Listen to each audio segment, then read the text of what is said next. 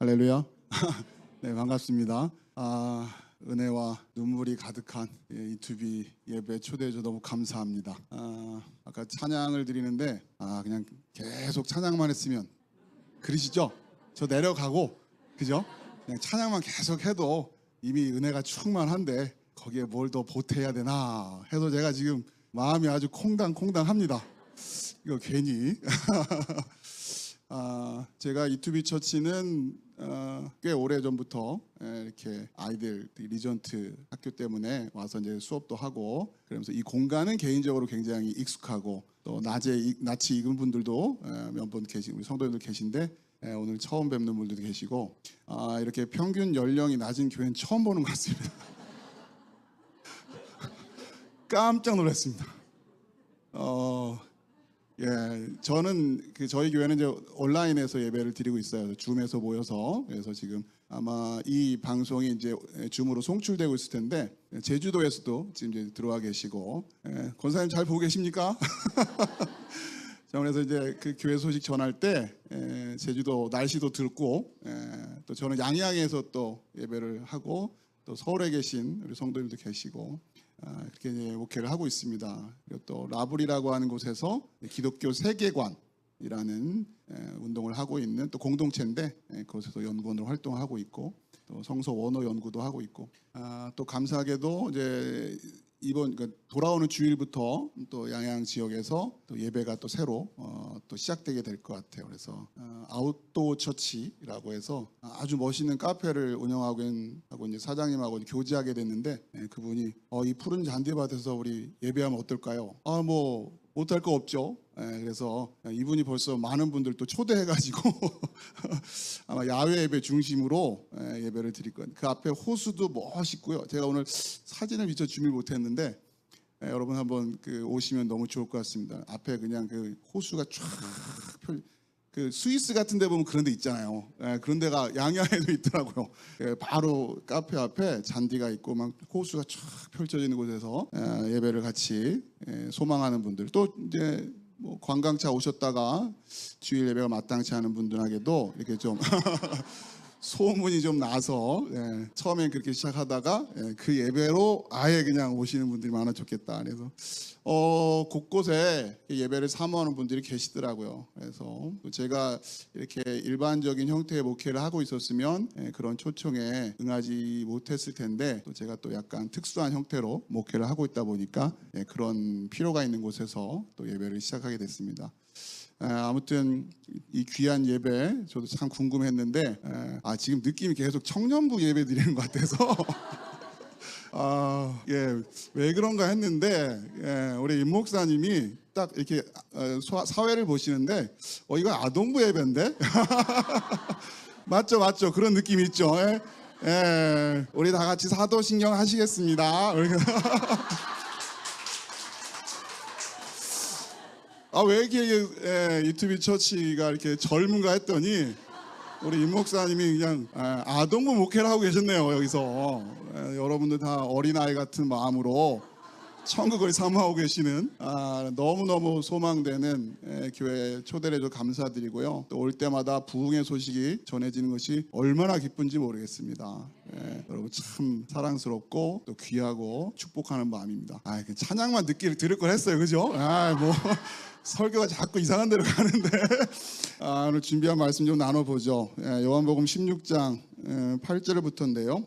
제가 개인적으로 요한복음 16장을 굉장히 뜻깊게 또 남다르게 보고 있는데 왜냐하면 요한복음 16장이 이제 요한복음 쭉 진행되면서 요한복음 16장이 끝나고 나면 몇 장인가요? 17장이죠. 17장에 보면 여러분 성경에 보면 아마 이제 그 장 단락 제목들이 있을 텐데 거기에 기도하시다 이렇게 돼 있을 거예요. 예수님께서 잡히시기 전날 밤 겟세마네 동산에서 기도를 하시죠. 여러분 아시다시피 땀방울이 핏방울이 이렇게 이제 전심을 다해서 기도하시는데 문득 제가 성경을 읽는데 마태복음, 마가복음, 누가복음은 그렇게 이제 기도하셨다라는 내용만 있지 정작 어떤 내용으로 기도하셨는지에 대한 거는 없죠. 그 성경에. 근데 요한복음에는 17장 전체가 예수님의 기도 내용이에요. 이걸 문득 제가 깨닫고는 그러고 보니까 예수님이 그냥 그렇게 그냥 애쓰면서 기도했다라는 것만 알고 구체적으로 무슨 내용으로 기도하셨는지에 대한 거는 잘 생각을 안 했던 거예요. 그래서 요한복음 17장을 보니까 예수님의 기도하시는 내용이 온통 한 장이 다 채워져 있더라고요. 여러분 얼마나 귀한 기도겠어요. 그렇죠? 예수님이 잡히시기 전날 밤 무슨 내용으로 기도했는가. 제가 그 다음부터는 요한복음 17장을 읽을 때 좀 남다르게 읽습니다. 왜냐하면 잡히시기 바로 직전에 하신 기도니까 얼마나 간절한 기도였을까. 그래서 제가 요한복음 17장을 굉장히 사모하면서 공부하고 또 말씀을 전하곤 하는데, 보시다시피 요한복음 17장 끝나고 18장이 잡히시다로 되잖아요. 그러니까 이렇게 이거 기도하고 잡히고 가시는 거예요. 그리고 나서 16장을 다시 보니까 이 기도는 예수님이 어쨌든 하나님과의 일대일의 대화죠. 근데 이제 16장까지는 제자들에게 가르쳐 주시는 내용이에요. 그리고 다시 생각해 보니까 17장은 이제 예수님이 하나님 아버지와의 이제 일대일의 대화고 어찌 보면, 그리고 16장은 이제 제자들에게 말씀을 주시는 마지막 장면이잖아요. 여러분 어떨 것 같아요? 예수님의 입장에서 기도도 기도지만 이제 이게 어디서 말을 맞춰야 될까? 이게 제가 예수님이 이 말씀 끝나면 이제 더 이상 제자들하고는 이런 사적인 대화를 나눌 시간이 없으신 거예요. 그리고는 이제 기도하시고 잡혀가신단 말이에요. 여러분이 예수님 입장이면 무슨 말로 마무리를 하고서 이제 됐다 하고 이제 하산해라 이러실 것 같으세요? 그죠? 저도 설교하다 보면 설교가 막 길어질 때가 있거든요. 이유는 뭐냐? 어디서 끝내야 될지 몰라가지고 하다 계속 이걸 더 하고 싶고 이 말도 더 하고 싶고 계속 끄떡끄떡 하시면 안 됩니다. 그럼 저 설교 길어집니다. 은혜 받으시는구나 하면서 약간 막 졸고 그러셔야 빨리 끝내야겠다 이렇게 하는데, 계속 아멘 하면은 예수님도 어디서 얘기를 끝내야 돼요 도대체. 이 마지막 이별인데. 그런 마음으로 보니까 한 말씀 한 말씀이 이게 남달리 새로워요. 어디서 예수님이 말씀을 마치시려고 했을까? 그 마음으로 제가 다시 한번 들여다보니까 오늘 본문은 아닌데 16장 31절이에요. 31절. 16장 31절 보니까 어디서쯤 끝냈나 보니까 예수께서 대답하시되 이제는 너희가 믿느냐. 그러니까 뭔가 제자들하고 계속 대화를 하시다가 제자들이 뭐라고 얘기를 딱 했는데 예수님이 이제는 믿냐? 됐다. 그리고는 한 두 마디 더 하시고 마치세요. 그러니까 어떤 이야기가 제자들 입에서 나오니까 예수님이 이제는 믿냐 하시고 십자가를 지실 채비를 하실까? 그러면 그 위를 좀 봐야죠. 뭐라고 하는지를 봤더니 30절이죠. 우리가 지금에야 주께서 모든 것을 아시고 또 사람의 물음을 기다리시지 않는 줄 아나이다. 이로써 하나님께로부터 나오심을 우리가 믿사옵나이다. 이렇게 얘기를 해요. 그러자 이제는 믿냐?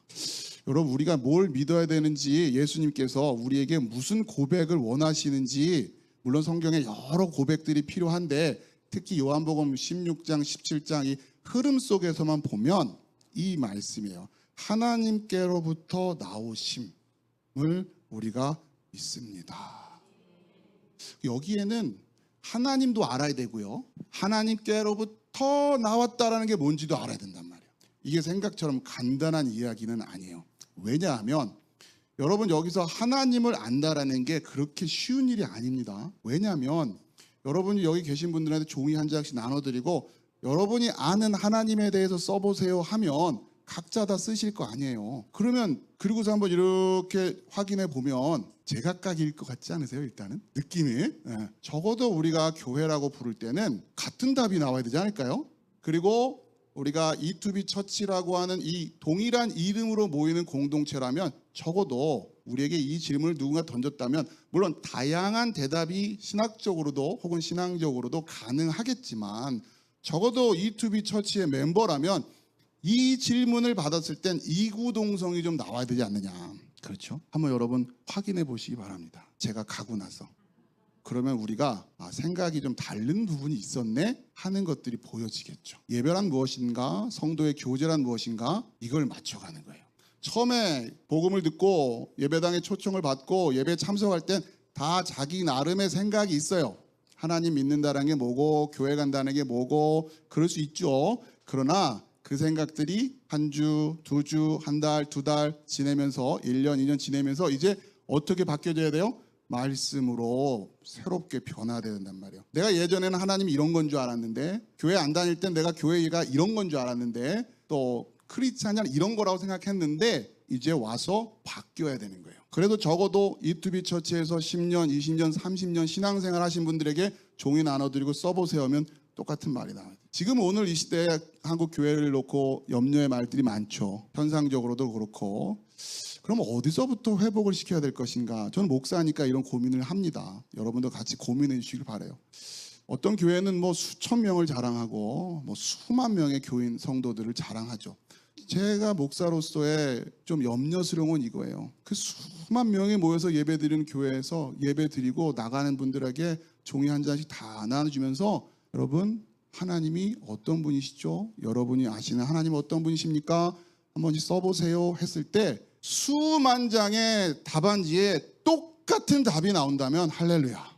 그래야 되지 않을까요? 목회가 무엇인가 생각해 봤어요. 결국 그거 하는 게 아닌가 싶어요. 다양한 생각을 가지고 있는 사람들이 똑같은 생각을 하게 하는 것, 같은 말을 하게 하는 것. 적어도 내가 목양하고 있는 이 교회의 성도들만큼은 똑같은 생각, 똑같은 마음, 똑같은 말들을 하게 하는 것. 그러나 우리 목회자들은 다 예수님의 종이기 때문에 어느 교회나 예수님의 종이 파송되어 있는 교회라면 결국 다 똑같은 얘기를 할 겁니다. 이 주제를 이 시대의 교회들이 심각하게 고민을 하고 있는 것 같지가 않더라는 거죠. 저는 우리 이투비 처치가 바로 그런 교회가 되기를 축복합니다. 여러분 예배를 통해서 또 신앙생활, 또 여러 양육, 또 기도의 시간을 통해서 우리 개개인의 삶의 모습은 너무너무 다양하고 우리가 당장 필요로 하는 하나님의 모습도 다르고 소망하는 하나님에 대한 것도 다 다를 수 있어요. 그럼에도 불구하고 우리가 믿는 하나님이 어떤 분인가라는 고백을 할 땐 우리가 똑같은 고백을 할 수 있어야 된다. 그러고 나서 17장의 기도라고 하는 이 주제를 읽어보니까 계속해서 반복되는 주제가 뭐냐면 하나 되게 해주세요. 하나 되게. 예수님이 잡히시기 전날 밤 무슨 기도하셨을 것 같아요? 우리는 마태복음, 마가복음, 누가복음 이런 걸 보면서 단편적으로 아버지 이 잔을 내게서 옮기시옵고 막 이런 거 하셨을 것 같고 아버지 얼마나 아플까요? 제가 그 고통을 이겨낼 수 있도록 능력을 주세요. 뭐 이런 기도를 하셨을 것 같고 물론 그럴 수도 있겠지만 요한복음 17장은 기도의 내용을 한 장에 온통 적고 있는데 그런 거 하나도 없어요. 처음부터 끝까지 무슨 기도? 하나 되게 해주세요. 저들이 하나 되게 해주세요. 아버지와 내가 하나인 것처럼 저들도 하나 되게 해주세요. 이 기도였단 말이에요. 저는 이투비 처치가 예수의 마지막 기도를 성취해주는 공동체가 되기를 축복합니다. 그러기 위해서는 우리가 교제하고 이야기를 나눠야 돼요. 생각을 나눠야 돼요. 그리고 또 우리 목회자분들을 통해서 양육받아야 돼요. 그리고 기꺼이 여러분은 이 예배당 문을 들어오는 순간부터 나는 말씀으로 내 생각을 바꿀 거야. 세상 속에서 내가 생각했던 생각들을 내려놓고 오로지 말씀으로 내 생각들을 바꿀 거야. 이 마음을 품고 오셔야 된단 말이에요. 그리고 서로 다름 가운데 누가 맞냐 누가 틀리냐 이 얘기가 중요한 것이 아니라 하나님은 뭐라고 말씀하셨을까? 예수님은 뭐라고 말씀하셨을까? 여기에 여러분들 마음을 쏟으셔야 됩니다. 그래서 세상 사람들이 교회를 들어오는 순간 이투비 처치를 들어오는 순간 하나 되어 있는 게 보여야 된단 말이에요. 하나 되어 있는 게. 오늘 우리 사회가 여러 가지 분열의 모습들 때문에 힘들어하고 있죠. 그렇죠? 여러분 이렇게 참 선한 양의 모습으로 표정으로 저를 바라보고 계신데 제가 한마디만 딱 던지면 웅성웅성 완전 여기를 그냥 두 쪽으로 만들 자신 있어요.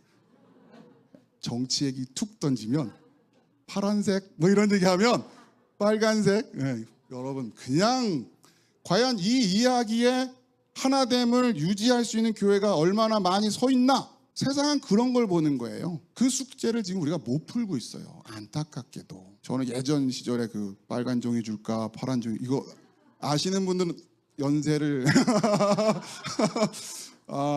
예 무늬만 청년이셨네요. 이거 잘 청년들 모르던데 그런 거에 우리가 깨져서야 되겠습니까? 째째하게. 그러면 우리가 어떻게 생각을 하나로 만들 것이냐. 오늘 본문이 바로 그 말씀의 비밀을 가르쳐주고 있는 겁니다. 성령께서 오셔서 우리에게 죄에 대하여 의에 대하여 심판에 대해서 세상을 책망하실 거라고 했어요. 예수님께서 17장 앞쪽에 성령의 일이라고 하는 16장에 이 주제가 굉장히 풍성하게 다뤄져 있거든요.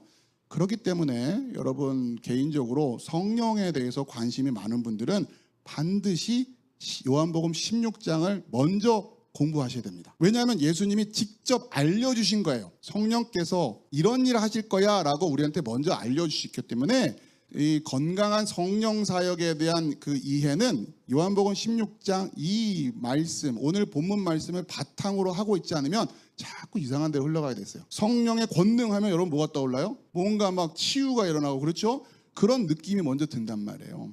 이것도 이 시대가 잘 분별하고 토대부터 다시 새롭게 해야 될 중요한 사역 중에 하나입니다. 성령께서 하시는 일이 무엇인지 먼저 알고 그리고 나서 그렇죠? 여러 성령의 은사에 대한 것들도 이해를 해야 되는데 이 부분에서 우리가 좀 수순을 놓친 부분이 있어요. 안타깝게도. 오늘 여러분 정확하게 이해하시기 바랍니다. 예수님께서 오셔서 그러니까 예수님께서 말씀하시기 성령께서 하시는 일은 죄에 대하여 의에 대하여 심판에 대해서 세상을 책망하신다는 얘기예요. 이게 성령이 하시는 일입니다. 우선 여기서 책망한다라는 단어는 가르치신다라는 단어로 이해하셔도 좀 좋아요. 좀 쉽게.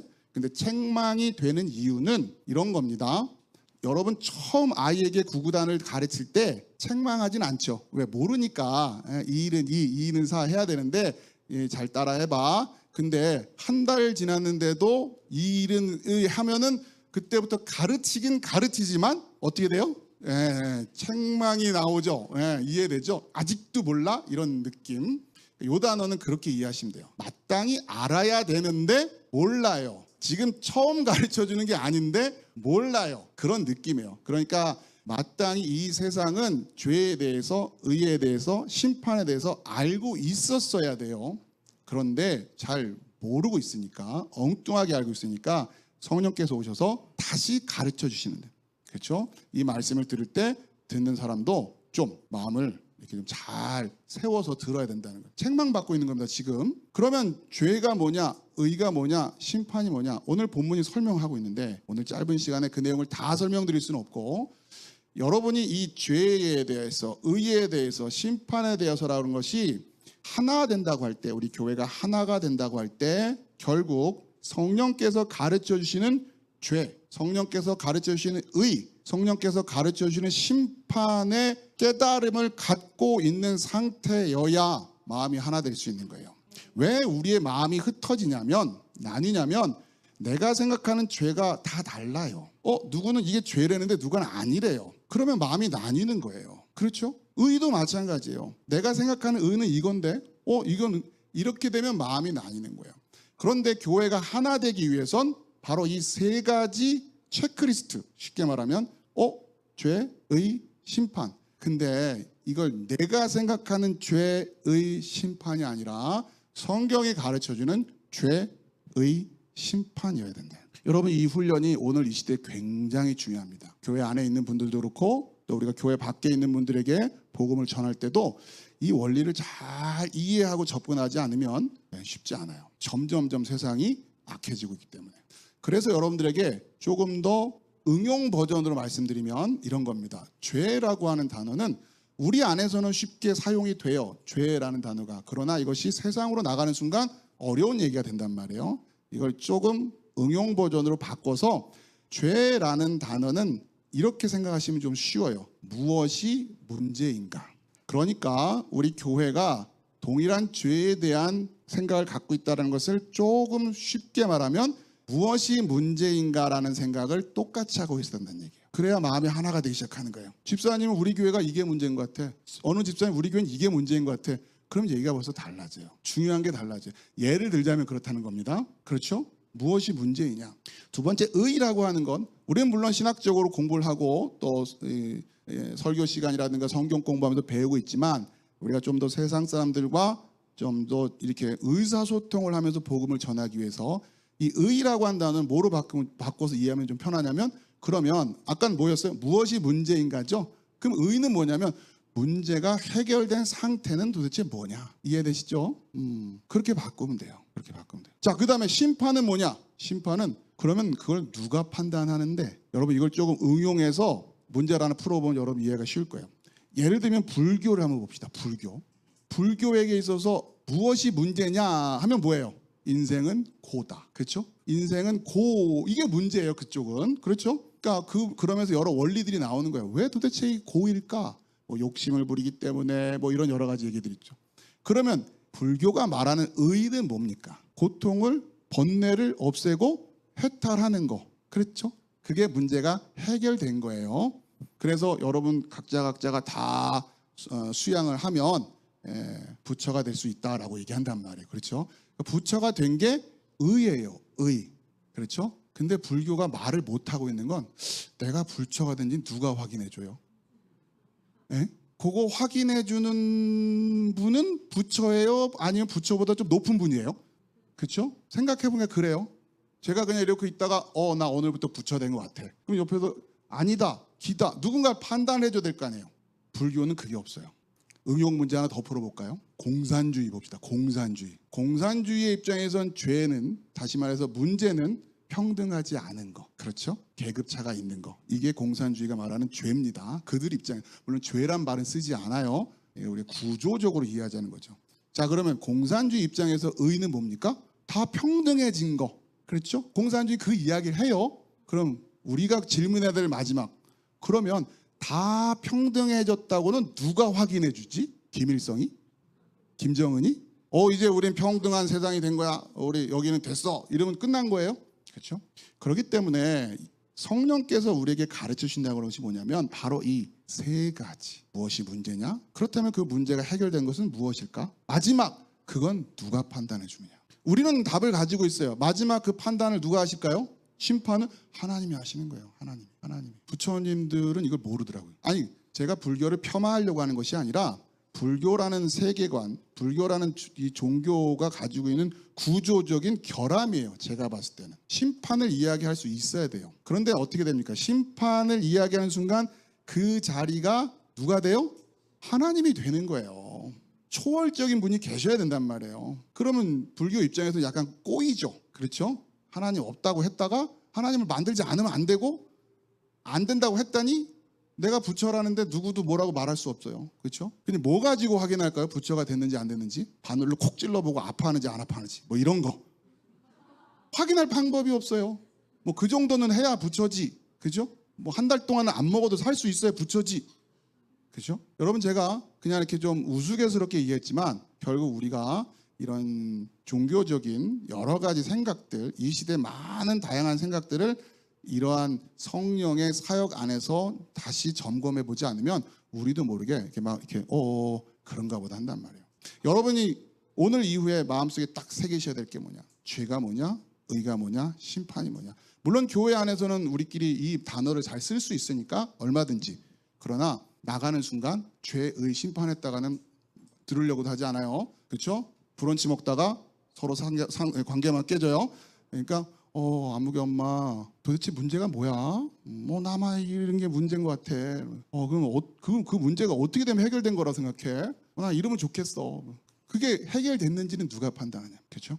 그리고 나서 여러분이 11절을 보면 심판의 대열함은 이 세상 임금이 심판을 받았습니다. 저는 이게 처음에 이해가 잘 안 됐어요. 이게 도대체 뭔 얘기일까? 근데 제가 목회를 하면서 깨닫게 됐어요. 요즘 전 세계 인구가 한 80억 된다고 하고 다 하나같이 임금이더라고요. 여기도 지금 다 선한 얼굴로 하고 계시지만 여러분 집에 가면 다 여러분 임금님이 되는 거 내가 알아요. 세상 임금들. 맞아요. 내가 세상 임금이에요. 내가 심판하고 있어요. 이거 잘못됐다, 이거 어쨌다, 내가 심판하고 있더라고요. 그래서 그 세상 임금들이 이 세상의 진짜 임금을 십자가에 못 박는 거예요. 그러니까 여러분이 지금 세상 임금 노릇하는 순간 여러분 의도하지 않았지만 영적으로는 예수님 십자가 못 박는 건 줄 아시기 바랍니다. 판단은 내가 하는 게 아닙니다. 심판은 내가 하는 게 아니란 말이에요. 이게 예수님께서 마지막 잡히시기 전에 앞으로 남겨질 예수님의 제자들을 위해서 그렇게 간절히 기도했던 거예요. 하나 되게 해달라고. 근데 이 하나됨을 성취하시는 능력은 온전히 성령께 있습니다. 그 성령께서 오셔서 뭘 가르친다고? 죄에 대해서, 의에 대해서, 심판에 대해서 가르친단 말이에요. 이제 성령께서 깨닫게 하신 그 죄를 죄로 보고 내 관점이 아니라 성령이 죄라고 하는 것을 죄로 보고 성령이 의라고 하는 것을 의로 보고 또 하나님께서 심판하시는 것을 겸손히 받아들일 수 있는, 온전히 그 심판의 자리를 하나님께 올려드릴 수 있는 거예요. 이 능력과 권능이 충만할 때 우리는 아버지와 내가 하나인 것처럼 저들도 하나 되게 해주세요, 이 말씀을 성취할 수 있게 된다는 거죠. 예수님이 기도하면서 17장에 하나 더 4절입니다. 4절. 17장 4절. 아버지께서 내게 하라고 주신 일을 내가 이루어 아버지를 이 세상에서 영화롭게 하였사오니 아버지여 창세전에 내가 아버지와 함께 가졌던 영화로서 지금도 아버지와 함께 나를 영화롭게 하여 하옵소서. 예수님이 오셔서 하실 일 다 하셨단 얘기예요. 그러니 이제 나를 다시 창세전 영화, 그 창세전이라고 하는 영화는 어떤 의미냐면 예수님께서 그리스도께서 성육신 하시기 전이에요. 성육신으로 말미암아 지금 육적으로 나뉘어져 계신데 다시 아버지께 돌아가는 거예요. 예수님은 너무너무 그게 지금 간절히, 나 이제 다시 아버지께 간다. 아버지께 가서 다시 그 창세전에 그 하나됨으로 하나됨을, 그게 영광이란 말이에요. 그러면 우리 이투비 처치가 소망해야 될 영광이 뭡니까? 바로 이 영광. 창세전에 아버지와 아들이 성령 하나였던 그 하나됨의 영광을 축복하고 있는 거거든요. 여러분이 바로 이 영광을 회복한 공동체로 서셔야 된다는 거예요. 그럴 때 이 땅에 나가서 잃어버린 영혼들을 구원하고 그들을 교회로 초청했을 때 그들이 교회에 발을 디디자마자 제일 먼저 확인한 것은 바로 이 영광이라는 거죠. 멋있는 시설도 아니고 뭐 아름다운 찬양, 물론 다 우리에게 도움이 되겠지만 그들에게 세상 그 어디에서도 볼 수 없었던 영광, 아버지와 아들이 하나 되었던 그 영광, 죄에 대해서, 의에 대해서, 심판에 대해서 한 마음이 되어서 아버지를 영화롭게 하려고 하는 자들이 모여서 예배하고 찬양하고 기도하는 그 모습을 봤을 때 그들이 내가 여기에 왜 왔는지 알겠다. 암흑의 엄마 너무 고마워. 몰랐으면 이걸 모르고 살 뻔했어. 이제 그 영광의 능력으로 가정에 돌아가서 부부가 하나 되고 가정이 하나 되고 이웃들과 하나 되고 그 생명의 원천이 바로 이 교회에서 이루어져야 된다는 거예요. 저는 이투비 처치가 이런 영광의 교회 되기를 축복합니다.